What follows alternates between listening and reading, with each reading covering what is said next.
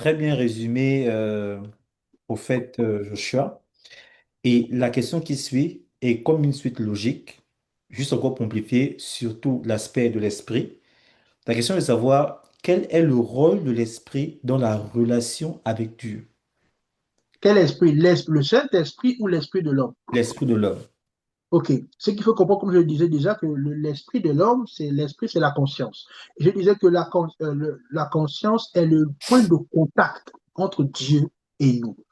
Parce que lorsque Dieu veut nous parler, il nous rend conscients de sa présence, il nous rend conscients de son plan, il nous rend conscients de ce dont on doit être au courant.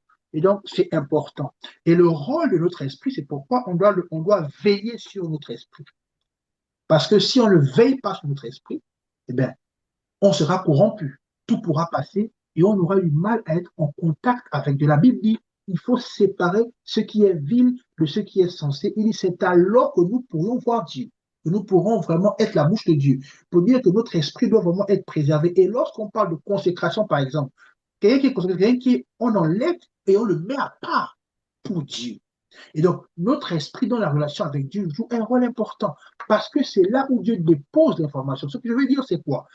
Par la grâce de Dieu, j'écoute la voix de Dieu, je vois les vieilles visions et tout ça là. J'aimerais dire une chose. Lorsque Dieu parle, il ne parle pas en anglais. Lorsque Dieu parle, il ne parle pas en français. Lorsque Dieu parle, il ne parle pas en pour nous. Lorsque Dieu parle, il ne parle même pas en franc. Il ne parle pas en espagnol.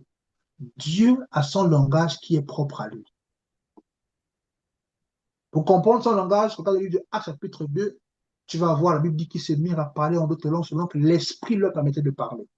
Maintenant, pour comprendre, la Bible dit aussi que lorsqu'on prie en langue, il dit l'Esprit. On prie par l'Esprit. Il nous aide de le faire parce qu'on ne sait pas ce que demander à Dieu. Il dit, mais Dieu comprend ce que l'Esprit dit parce que l'Esprit prie dans sa volonté. Et dans le langage de l'Esprit, on ne comprend pas. Donc, tu comprends que le langage de Dieu n'est pas le nôtre. Mais pourtant, lorsqu'il nous parle, on comprend. Dieu m'a dit, va à gauche. Dieu m'a dit, va à droite. Dieu m'a dit, assieds-toi. Dieu m'a dit, ne fais pas ceci, ne fais pas cela. C'est pas ça de tel ou tel parce que tu auras des problèmes pendant un mois. Tout ce que tu dis que Dieu t'a dit, comment as-tu écouté vu que Dieu ne parle pas nos langues? Quand bien même il est l'auteur de ces langues, mais il ne parle pas nos langues. C'est le Saint-Esprit, par les mêmes soupirs inexprimables, qui communique à notre esprit. C'est le Saint-Esprit qui communique à notre esprit. Et comme notre esprit est le lieu de la conscience et de l'intelligence, notre intellect, par la force de l'esprit, étant donné que nous avons été maintenant régénérés, nous pouvons comprendre maintenant la voix de Dieu et comprendre son langage. La Bible dit, dans le livre de 1 Corinthiens, il dit, l'homme charnel ne comprend pas les choses de Dieu. Pourquoi? Parce que c'est spirituellement qu'on en juge. Il dit, mais nous, l'Esprit nous les a révélés. D'abord, il dit, l'œil n'a point vu, l'oreille n'a point entendu, c'est le cœur de l'homme, ce que Dieu a préparé pour ceux qui l'aiment. Après, il dit, mais l'Esprit nous les a révélés parce que l'Esprit sent tout, même les profondeurs de Dieu. Donc, c'est l'Esprit qui communique à notre esprit. Il y a un chant que j'ai aimé quand je partais à l'église encore plus petit. Ce chant disait, j'ai la certitude au fond du cœur, Jésus, que tu es Seigneur. Ton esprit rend témoignage à mon esprit que je suis devenu ton enfant. Donc, l'esprit de Dieu rend témoignage à mon esprit. Et il convainc de péché, de justice et de jugement. Il convainc mon esprit. Donc, et là, c'est le lieu de la conscience. C'est pourquoi nous devons garder nos consciences pures afin que l'Esprit de Dieu n'ait pas du mal à communiquer avec nous. Ce que j'aimerais dire, c'est cela. Dieu parle. Il parle toujours. Mais souvent, et très souvent, on a du mal à l'écouter. Pas parce qu'il ne parle pas. C'est parce que parfois, notre esprit est dans les préoccupations. Parce que parfois, on est occupé à quelque chose. On est préoccupé par quelque chose. Et que parfois Dieu nous parle, on ne saisit pas. Parce que la Bible dit Dieu parle tantôt d'une manière, tantôt d'une autre. Et il dit, mais l'homme n'y prend point garde. Ça veut dire que le problème, c'est pas Dieu qui ne parle pas, mais l'homme qui n'arrive pas à saisir. Donc, c'est pourquoi l'esprit de l'homme doit toujours être en contact avec Dieu par sa parole.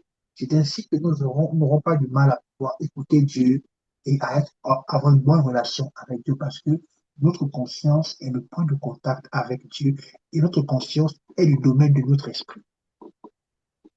Amen. Merci beaucoup, pasteur, prophète. On va revenir sur l'esprit. J'ai encore deux questions par rapport à ça. Mais Ah, avant tout, nous aimerons savoir comment la chute de l'homme a-t-elle affecté ces trois dimensions dont on parle? ok. La Bible dit que Dieu a dit, si vous mangez, vous mourrez. Ils ont mangé. L'homme qui était supposé vivre éternellement a connu la mort. Pas physique, mais spirituelle. Parce que la mort spirituelle est la plus grande des morts. C'est vrai. La mort spirituelle est la plus grande des morts. Donc, sur le champ, ils ne sont pas morts, mais ils ont été séparés. La Bible dit qu'on les a chassés du jardin. Rappelez-vous que c'est Dieu qui les a créés pour être dans le jardin et le jardin avait été créé pour eux. Mais les voilà être dépossédés de leur héritage parce qu'ils ont péché. Premier élément, ils quittent la présence de Dieu. Deuxième élément, ils ont vécu plusieurs années, mais ils sont finalement morts. Donc voilà un peu comment, premièrement, le péché a affecté la chair. Le péché a affecté l'âme parce que l'âme peut s'abattre, l'âme peut être blessée, l'âme peut être remplie de choses, mais vraiment, quand tu regardes, tu peux avoir peur. Notre âme qui était prospère, notre âme qui avait la capacité de faire face aux animaux, aux lions, de ne pas avoir peur et de les nommer. Aujourd'hui, notre âme, même quand on voit le serpent, on a peur. Notre esprit a été impacté négativement. La Bible dit que Dieu s'est rendu compte que depuis la fondation, le cœur de l'homme est méchant et que son cœur se tourne perpétuellement vers le mal. À quel moment? Après la chute. Et c'est ça la raison de la chute. Et c'est ça la conséquence de la chute dans la vie de l'homme. Les mauvaises pensées, les pensées de meurtre, comment on appelle, de méchanceté. C'est ça le problème, la conséquence de notre désobéissance à Éden. Donc voilà comment le péché a influencé le corps, l'âme et l'esprit. Adam ne faisait pas de dépression. Avant la chute, Adam n'avait aucune dépression. Il était dans le jardin avec tout ce qui existait, il n'a fait aucune dépression. Mais aujourd'hui, tu as un seul emploi, tu as une femme, tu as deux enfants, mais tu fais déjà la dépression. Ce sont les conséquences de la chute. Les conséquences de la chute. Tu es là et tu vois des gens, il est là tout d'un coup, il veut tuer quelqu'un, il veut aller raconter du n'importe quoi sur quelqu'un, sachant que ce qu'il va dire, c'est pas vrai, c'est du montage, mais dans son cœur, il veut seulement nuire. La conséquence de la chute. C'est pourquoi la Bible dit que tout ce qui est bon, agréable, parfait, qui mérite l'approbation, dit que cela soit l'objet de nos pensées. Pourquoi? Parce que on a été corrompu et le malin est rentré. Aujourd'hui, il y a une lutte entre la chair et l'esprit. Et comme dit la parole de Dieu, les désirs sont opposés. Voilà comment le péché a influencé l'esprit, l'âme et le corps. Amen. Très bonne réponse, prophète Joshua. Donc, la question qui suit, c'est de savoir pourquoi est-il important de comprendre la tripartition de l'homme dans la vie chrétienne? Pourquoi moi, en tant que chrétien, je dois comprendre ces choses-là? C'est important de comprendre chose. Pourquoi? Parce que la Bible dit mon peuple périt parce qu'il lui manque la connaissance. Maintenant, ce qu'il faut comprendre, une chose, ce qu'il faut comprendre, c'est cela. Le peuple périt parce qu'il lui manque la connaissance. Pas parce que cette connaissance n'a pas été donnée ou cachée, mais parce que simplement il a choisi, le peuple, de rejeter la connaissance. C'est pourquoi il périt. Ça veut dire quoi? Que la Bible nous informe, la Bible nous dit ce qui est bon pour nous. La Bible nous enseigne sur ce que nous devons faire. La Bible dit au livre de, il dit de Timothée, oui, il dit que toute écriture est inspirée par Dieu et utile pour corriger, pour reprendre, pour instruire, afin que l'homme soit prêt pour toute bonne œuvre. Il faut dire qu'en fait, la parole de Dieu a été donnée afin que l'on puisse pratiquer les bonnes œuvres. C'est le manuel. Ça veut dire que c'est comme si on a créé une voiture et tu as le manuel de la voiture qui permet de ne pas appuyer tous les boutons n'importe comment, mais de connaître où tu dois appuyer pour faire telle chose, telle chose, telle chose. Mais souvent, nous, on paye un appareil on balance le manuel et on commence à appuyer les boutons. Ce n'est pas comme ça. Je lis le manuel et la Bible est le manuel qui nous permet de connaître comment on fonctionne. Et donc, pourquoi connaître ces choses? Parce que c'est important. Ton corps t'a été donné par Dieu. Et même si ce corps-là va devoir aller à la poussière, tu en rendras le compte. Et donc, tu dois connaître comment gérer ton corps. Il y a des gens, par exemple, ils se livrent partout, ils sont avec tout le monde, mais ils ne savent pas une chose. La Bible dit, lorsque on parle au roi, la mère de Lémuel dit à Lémuel, Lémuel,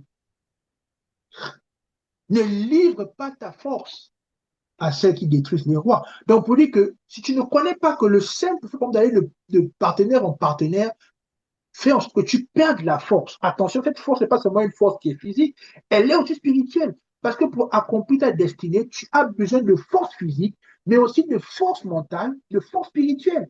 Et beaucoup, parfois, le corps est robuste, mais spirituellement parlant, ils sont empty. Parce ils sont vides, parce qu'ils sont allés partout. Donc, tu dois connaître ces choses que mon corps, tu dois pouvoir l'assujettir, tu dois pouvoir veiller sur mon corps et le garder en bonne santé. Il y a des activités dans lesquelles, si je me lance, ça va nuire à mon corps physique. Je dois faire attention à ce que je regarde, à ce que j'entends et ce à quoi je passe mon temps à penser. Parce que ça influence mon âme et ça impacte mon esprit et ça peut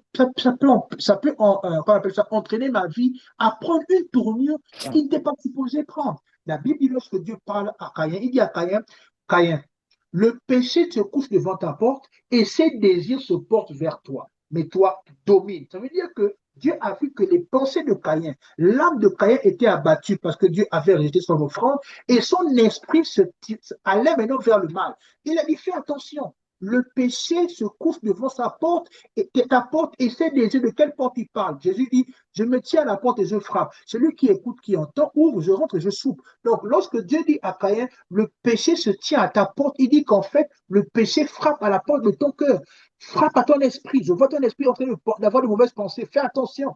Fais attention. Il dit, mais toi, domine sur lui. Donc, il était possible pour lui de dominer. Qu'a-t-il fait? Il a laissé son cœur aller. Qu'est-ce qui s'est passé? Il a tué son frère innocent parce que Dieu n'a pas rejeté l'offrande de Caïn à cause d'Abel. Mais Abel a pensé que c'est à cause de l'offrande de Caïn a pensé que c'est à cause de l'offrande d'Abel que son offrande a été rejetée. Non, même s'il était seul, Dieu aurait toujours rejeté son offrande parce que Dieu n'agrée pas tout. Dieu n'agrée pas tout. Donc, c'est important de comprendre ces choses. C'est pourquoi il faut s'informer. C'est pourquoi on doit être conscient que j'ai un esprit, j'ai une âme, et je vis dans un corps. Et je dois prendre soin de ces trois parties de mon être. Comment? En faisant attention à ce que j'écoute, à ce que je regarde, à ce sur quoi je passe mon temps à penser. Et où j'emmène mon corps aussi, ce que je fais avec mon corps aussi. C'est important. Si tu négliges cela, il est évident, ça va te coûter cher. Tu Amen. peux prendre la moto, tu montes sur la moto, tu roules, tu files, tu fais n'importe quoi, mais tu peux faire un accident et tu deviens paralysé. Faire un accident et on te coupe le pied. Tu vas perdre en efficience parce que eh bien, tu auras maintenant un membre amputé. Et ce n'est pas le plan de Dieu. Amen. Merci beaucoup, prophète. Prophète, il y a quelque chose que vous avez beaucoup sous-entendu et j'aimerais qu'on parle un peu de ça.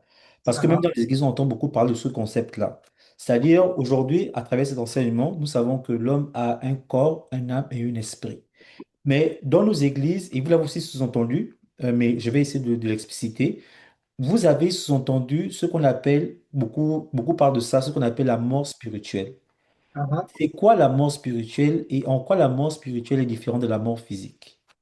La mort spirituelle, de manière simple, c'est la séparation d'avec Dieu. Amen. La Bible dit que Jésus est le Père des esprits.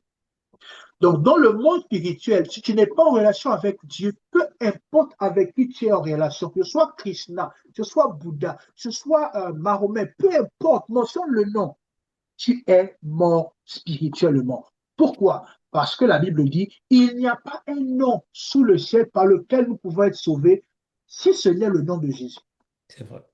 Et donc, ne pas avoir Christ, c'est déjà être mort. La Bible dit, il a envoyé son Fils afin que quiconque croit en lui ne périsse point, mais ait la vie éternelle. Il a dit que celui qui croit en lui passe de la mort à la vie et ne viendra point en jugement. Donc, celui qui n'a pas Christ est déjà mort. De manière simple, la mort spirituelle, c'est la séparation d'avec Dieu. Si tu n'es pas en relation avec Jésus-Christ de Nazareth, et tu es séparé de Dieu, tu es donc mort spirituellement. La Bible de l'Église, chapitre 1, il dit à tous ceux qui ont cru en son nom, Elle leur a donné le pouvoir de devenir enfant de Dieu. En d'autres termes, tu n'as pas cru au nom de Jésus. Tu ne le connais pas, tu n'as pas de relation avec lui. Excuse-moi, tu es mort spirituellement. Tu es vivant, mais spirituellement, tu es mort. Si tout de suite, la mort frappe à ta porte physique, la mort physique frappe à ta porte et qu'on doit t'enterrer, de l'autre côté, tu te rendras compte qu'en fait, il n'y a qu'une seule vérité. Jésus est Seigneur. Sans lui, il n'y a pas la vie. Mais non, c'est pour la mort spirituelle. La mort physique, c'est l'absence de la vie dans ton corps mortel. C'est l'absence du souffle dans ton corps mortel. Dès lors que ton âme quitte ton corps, tu es mort. On n'aura que l'emballage, le corps inanimé. On appellera ça maintenant la dépouille, le cadavre, parce qu'il n'y a plus l'esprit. Tu es mort physiquement. Lorsque tu es séparé de Dieu, tu ne connais pas Christ, tu ne l'as pas accepté comme Seigneur et Sauveur, tu es mort spirituellement. Voici les deux morts explicités de manière simple. Amen. Merci beaucoup, prophète. Donc, maintenant, aussi un autre conseil qu'on entend beaucoup, c'est nourrir son esprit. Est-ce que ça existe? Est-ce que c'est possible de nourrir son esprit? Et si on peut nourrir son esprit, comment ça se fait? Je vais lire un passage, je vais lire quelque chose. Par la grâce de Dieu, j'ai donné des enseignements là-dessus à mes fils et je vais prendre quelques petites parties que je vais vous donner. Écoutez-moi, je vais commencer en disant ceci. La Bible dit, il dit, l'homme ne vivra pas seulement que de pain. Attention, on parle de l'homme. Et lorsqu'on parle d'homme dans sa globalité. Donc, esprit, âme et corps. Il dit, cet homme-là ne vivra pas seulement que de pain. Il continue en disant, mais de toute parole qui sort de la bouche de Dieu. Pourquoi? Parce que l'homme est esprit. Il faut comprendre une chose. Ton corps a besoin du riz. Ton corps a besoin du poulet. Ton corps a besoin de la banane. Ton corps a besoin du manioc. Ton corps a besoin de, je peux dire quoi encore, du foufou pour être en santé. Amen. Mais tu n'es pas seulement charnel, tu es aussi spirituel. Et c'est là où ça cloche. Tu ne peux pas nourrir ton esprit avec la nourriture charnelle. Parce que l'esprit ne mange pas le riz, l'esprit ne mange pas la banane, l'esprit ne mange pas le manioc, l'esprit ne mange pas du foufou. L'esprit consomme autre chose. Amen. Lorsque l'apôtre Paul parle, je vais lire le passage, excusez-moi, permettez-moi juste de prendre des notes.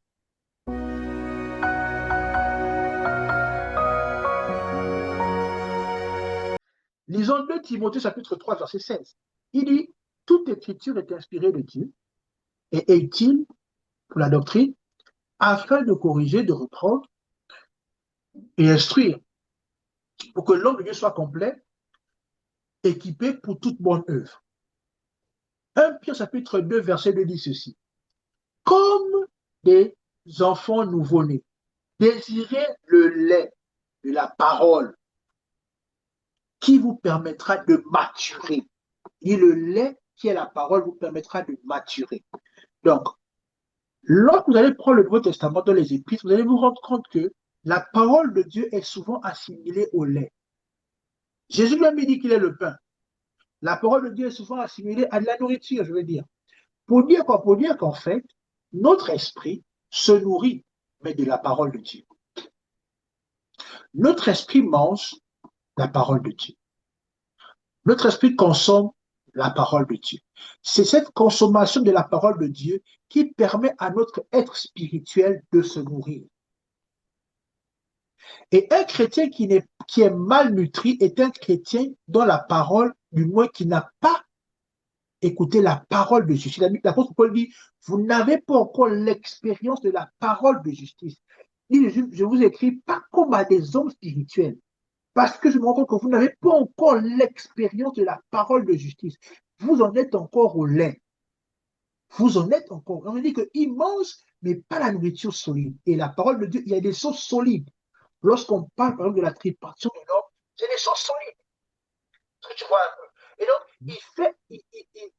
il assimile la parole de Dieu à de la nourriture. à quelque chose qu'on peut consommer pour nourrir votre être spirituel, ce qui tient aussi le passage qui dit, l'homme vivra de toute parole qui vient de la bouche, la parole qui vient de la bouche de Dieu. Donc, l'esprit se nourrit de la parole de Dieu. Il dit désirer comme des nouveaux-nés le lait de la parole.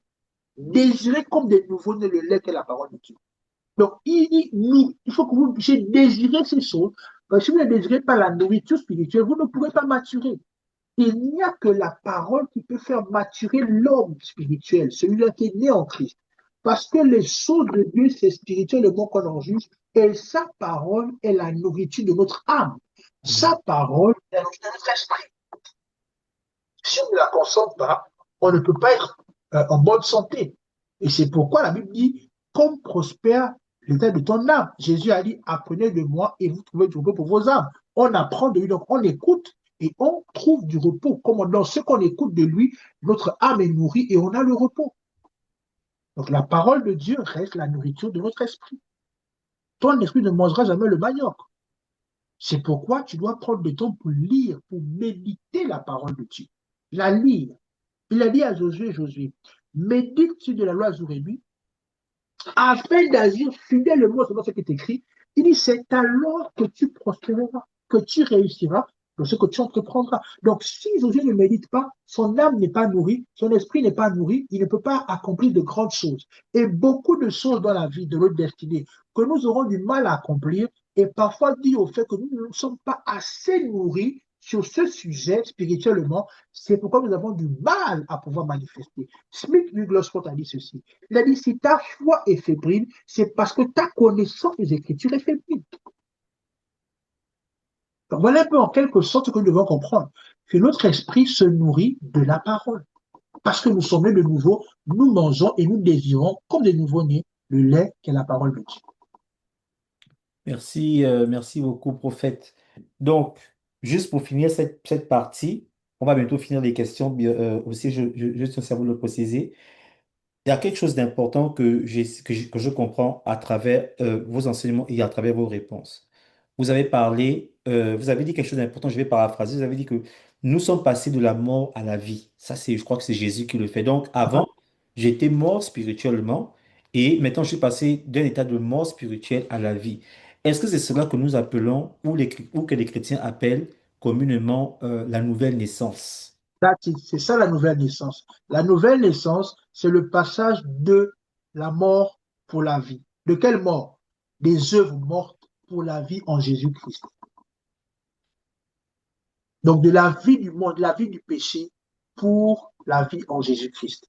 C'est ça la nouvelle naissance. Lorsque Nicodème va voir Jésus, Jésus dit, si tu ne l'es d'eau et d'esprit, tu ne pourras pas voir le royaume de Dieu. Si tu ne l'es d'eau et d'esprit, donc il faut une... Et même que Nicodème a dit, cela voulait dire que je dois retourner le ventre de ma mère. Jésus a dit non, c'est pas que je dois retourner le ventre de ta mère, mais il doit avoir une nouvelle naissance. Comment? En l'acceptant. Il dit, tu crois de ton cœur, tu convaincs de ta bouche, tu es justifié et tu parviens au salut. Donc, ce que nous appelons nouvelle naissance, passer de la mort pour la vie en acceptant Christ. Amen. Donc, ça, c'est bien clair pour nous.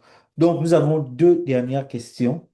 La, L'avant-dernière, c'est de savoir quels sont les dangers d'une vie dominée uniquement par le corps. Si je décide de vivre seulement que par les désirs de la chair, ce qu'on appelle communément le corps, quels sont les dangers? La Bible dit, celui qui aime le monde est en inimitié avec Dieu. Le premier danger, c'est d'être séparé de Dieu et de ne jamais être en accord avec Dieu. Deuxième élément, la Bible dit que la chair a des désirs contraires à ceux de l'esprit. Ça veut dire que tu ne pourras jamais marcher selon l'esprit. Or, la Bible dit que ceux qui marchent par l'esprit sont fils de Dieu. Donc, par conséquent, tu ne pourras jamais être fils de Dieu. Parce qu'il faut marcher par l'esprit afin d'être fils de Dieu. Et donc, si tu laisses ta vie être dirigée par la chair, la Bible dit que l'affection de la chair, c'est la mort. Donc, la suite, c'est la mort. Physique ou spirituelle et physique. La suite, c'est la mort.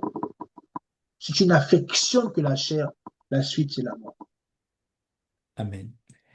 Et enfin, la dernière question, c'est de savoir, et je crois qu'on en parlait en prélude, comment le Saint-Esprit agit-il dans l'esprit de l'homme? Avant que vous ne répondiez, pasteur, j'aimerais vous préciser ici que vous savez, en réalité, beaucoup de chrétiens déjà ne sont pas conscients qu'ils ont un esprit et ils ont souvent des confusions avec ce qu'on appelle le Saint-Esprit. Ils confondent le Saint-Esprit à leur esprit. Donc, à travers cet enseignement, nous avons compris qu'en réalité, l'homme a un esprit et qu'il y a aussi la manifestation de ce qu'on appelle le Saint-Esprit. Maintenant, comment ce Saint-Esprit agit-il dans l'esprit de l'homme qui est nous, en fait? Je vais chercher un passage pour qu'on lise.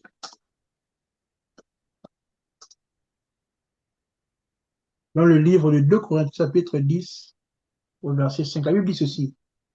Nous renversons les raisonnements et toute hauteur qui s'élève contre la connaissance de Dieu et nous amenons toute pensée captive à l'obéissance de Christ. Toute pensée captive à l'obéissance de Christ. C'est un point important. Le Saint-Esprit communique avec notre esprit par notre conscience. Il nous rend conscients. Il nous rend conscients de Dieu. Il nous rend conscients de la réalité divine. Il nous rend conscients du sacrifice de la croix.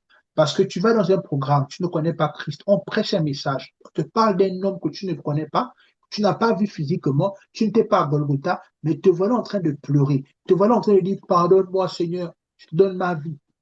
Qu'est-ce qui t'emmène à faire ça? C'est le Saint-Esprit, la Bible dit, il convainc de péché, de justice et de jugement. Il te rend témoignage à ton esprit que ce que Christ a fait sur la croix, il l'a fait pour toi et tu mérites de le servir. Tu dois le servir, tu dois le suivre. Voilà comment, d'une manière simple, l'esprit influence. Et on va ici, il dit, rend toute pensée captive à l'obéissance. Le Saint-Esprit emmène nos pensées, toute pensée captive à l'obéissance. C'est pourquoi, dès lors qu'on accepte Christ et qu'on se soumet à lui, le Saint-Esprit prend le dessus. Et à partir de ce moment, nous sommes fils de Dieu. Et la Bible dit, qui a connu la pensée de Christ pour l'enseigner, pour le conseiller? Il dit, mais nous avons la pensée de Christ. Comment avons-nous la pensée de Christ? Par le Saint-Esprit. Jésus a dit, il ne parlera pas de lui-même, il prendra ce qui est à moi et il va vous le rappeler. Donc le Saint-Esprit joue ce rôle-là, il nous communique la pensée de Christ. Il dit, il va vous révéler l'avenir. Attention, plus haut il dit, j'ai beaucoup à vous dire, mais vous ne pouvez pas porter cela maintenant. Mais quand il sera venu, il vous rendra capable. Il vous rendra capable de pouvoir porter, de pouvoir comprendre, de pouvoir faire. Effectivement, lorsqu'il est venu à la Pentecôte, la Bible dit que les disciples se mirent à parler en d'autres langues selon que l'Esprit venait de parler et des langues de feu se posaient sur leur tête. Après ce jour, la Bible dit qu'ils ont commencé à secouer le monde. Lorsqu'ils vont devant les pharisiens, la Bible dit que les pharisiens disent, mais ces gars n'ont pas été dans les écoles bibliques. Ils n'ont pas été avec nous à Harvard. Ils n'ont pas été avec nous à Oxford ou à Lille ou je ne sais pas où. Mais la Bible dit, ils reconnurent qu'ils avaient été avec Christ. Donc tu comprends que le Saint-Esprit est venu et il a donné à Pierre et Jean la connaissance et l'intelligence. Parce qu'à l'époque, ils partaient au temple, ils n'avaient pas la Bible. Ils écoutaient seulement la lecture de la Torah. Mais ces gars-là, sans pourtant avoir la Bible, ils avaient la capacité de citer les versets de la Torah. Le Saint-Esprit les a rendus capables. Est-ce que tu vois un peu? Et donc, cette relation entre notre esprit et le Saint-Esprit n'est fluide que lorsqu'on se soumet au Saint-Esprit. On rend toute pensée captive à l'obéissance de Christ. Comment? En se soumettant à la parole. La Bible dit, soumettez-vous sur la même puissance de Dieu. Donc, c'est nous. Et la soumission, ce n'est pas un don. La soumission, c'est pas, comment on appelle ça, je sais pas, comment on veut dire ça, non. La soumission est un acte volontaire. Tu acceptes de te soumettre. Tu choisis de te soumettre. C'est pourquoi il dit soumettez-vous. Il ne dit pas je vais vous soumettre. Il dit soumettez-vous. Et dès que tu l'as fait, tu rends ainsi captif toute pensée à l'obéissance par le Saint-Esprit avec Christ. Donc, pardon, c'est un peu ça. Oui, Amen. Merci beaucoup, prophète, pour ces moments que nous avons encore passés avec toi. je te remercie. Et comme à l'accoutumée, je vais te laisser conclure ces moments. Juste à titre de rappel à tous ceux qui nous ont suivis, nous sommes dans l'arc 2 et nous allons entamer quatre autres thèmes, dont le premier était la tripartition de l'homme avec le prophète Joshua. J'ai la foi de croire que vous avez été bénis et surtout restez connectés parce que les autres thèmes comme la prière, la foi seront aussi abordés lors de cet arc. Donc, je vais te laisser l'honneur, prophète Joshua, de pouvoir prier afin de nous reconnaître entre les mains de Dieu et nous allons enfin partir. Merci. Et on nous encourage à nous offrir entièrement, totalement à Dieu, afin de lui rendre un service agréable, ce qui sera pour nous quelque chose de raisonnable, dit la Bible. Ce sera raisonnable pour nous de le faire. Donc je vais prier. Seigneur, merci pour ta parole. La Bible dit que ta parole est esprit, ta parole est vie. Et elle a été prêchée, elle a été annoncée en ce jour. Et toutes ces personnes-là qui, Seigneur, prennent la peine d'écouter et de suivre, je prie que le Saint-Esprit, Seigneur, leur rende conscient de ce que nous avons partagé en ce jour. Seigneur, qu'ils réalisent l'importance du corps que tu leur as donné, de l'âme que tu leur as donné et de l'esprit que tu as permis qu'ils soient. Merci de donner l'intelligence et la sagesse. Car la Bible dit que de ta bouche soit la sagesse. Tu donnes l'intelligence. Je prie, Yahweh Dieu, que cet enseignement soit une bénédiction pour plusieurs au nom puissant de Jésus-Christ de Nazareth. Que la sagesse soit leur partage et qu'à partir de ce moment, ils prennent conscience que leur esprit, leur âme et leur corps doivent en prendre soin selon ta parole et vivre, Seigneur, selon ta parole afin de faire plaisir à ton cœur. Que la gloire et l'honneur te reviennent pour ta fidélité et pour ton amour. Dans le nom de Jésus. Amen.